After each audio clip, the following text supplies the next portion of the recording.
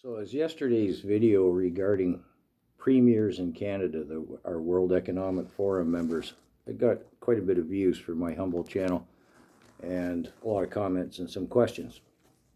Let's start with what it means to be an active status WEF member.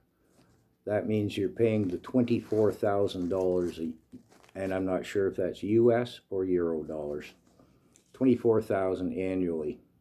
You can attend their regional meetings. You can participate with the WEF as an active status WEF member. So when we come to some people like Michelle Rempel Gardner, Andrew Scheer, Stephen Harper, just to use those three as examples, yes, they were alumni of the Young Global Leaders program, but are they active status WEF member? Therein lies the question. And I can't seem to ascertain that. The WEF is pretty secretive about their money. I'm working on it, but it's up to them to address it. In Pierre Polyev's sake, to use him as a special example,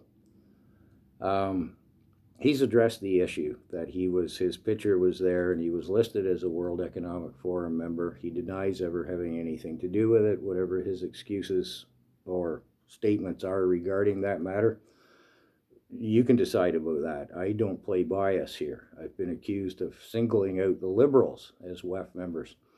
Well, I can only find 11 Conservative members that are WEF members or attended the Young Global Leaders program, whereas I find about that many Liberals that aren't WEF members, and the Liberals are in power. So I'm not biased. It's just the way it is. I know a lot of people didn't like to hear that Danielle Smith had attended the Young Global Leaders program. Has she addressed that? Not that I'm aware of.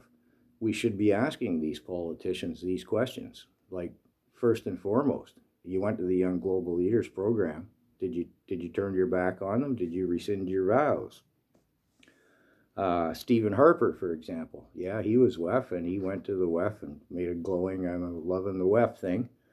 Now he heads the IDU, which has everybody on the left freaked out. They think they're fascist and far-right extremists. If you read the stated objective of both outfits, the WEF is all about one world governance, and the IDU is about individual sovereignty of the individual nations. Make of it what you will, they're all politicians.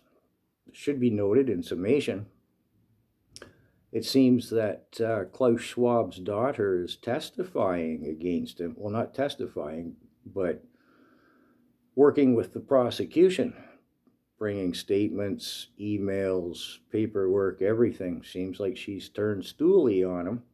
And I'm not sure what the prosecution business is all about. I haven't had time to look into that yet. And apparently thousands of Swiss people, the populace, are protesting on the streets of the WEF.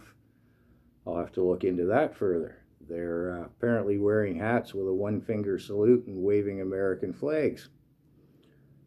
So I hope that clarifies some issues. Oh, and I meant to check my notes before I did this, just as a humorous aside at the end.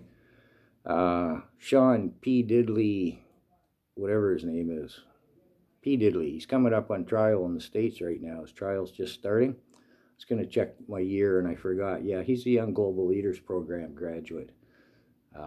What made me look that up was I'd seen Rebel News talking to him at Davos last year.